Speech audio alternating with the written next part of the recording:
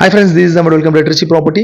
இப்போ நம்ம எக்ஸாக்டாக எங்கே நிற்கிறோம்னா ஐயர் தோட்டத்தில் நிற்கிறோம். அதாவது இது எங்கே ஐயர் தோட்டம் எங்கே இருக்குனாக்க எல்ஐசி காலனி வழியாக போய் கேகேநகரில் லெஃப்ட்டில் திரும்பணும். இப்போ இந்த வீடு வந்து ரைட்டில் திரும்பிடணும். அதாவது உழவர் சந்தைக்கு நேரம் ஆப்போசிட்டில் இருக்கும் இந்த வீடு. ரொம்ப ரொம்ப கம்மியான பட்ஜெட்டில் இண்டிவிஜுவல் வீடு 600 சதுரடி இடத்துல கட்டியிருக்காங்க. சிங்கிள் பெட்ரூம் வீடு. ரொம்ப நீட்டாக வச்சுருக்காங்க. சுற்றிலும் காம்பவுண்ட் போட்டு அவங்க அத்துக்கு பக்கா வச்சுருக்காங்க.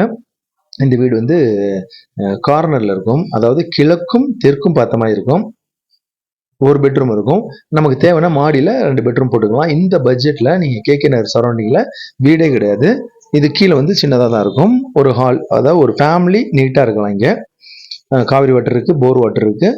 மாடியில் நம்ம 2 ரூம் போட்டுக்கலாம். போட்டுட்டாக்க அது மேக்ஸிமம் அதில் செலவுன்னு பார்த்தீங்கன்னாக்கா ஒரு 8 லட்சத்துலேருந்து 10 லட்சம் இருந்தால் மாடியில் 2 ரூம் போட்டுடலாம்.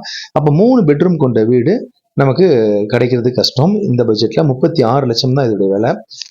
கிழக்கு பக்கட்டும் வாசல் இருக்கும், தெற்கு பக்கட்டும் வாசல் இருக்கும். ரொம்ப ரொம்ப கம்மியான பட்ஜெட்டு. இந்த பட்ஜெட்டில் 36 லட்சத்துக்குலாம் இங்கே தனி வீடு நமக்கு கிடைக்காது. அப்பார்ட்மெண்ட்டு போனாலே அவுட்டரில் வச்சுக்கிட்டு 60 லட்சம் 50 லட்சம்னு அவுட்டரில் பழைய அப்பார்ட்மெண்ட் விற்கிறாங்க.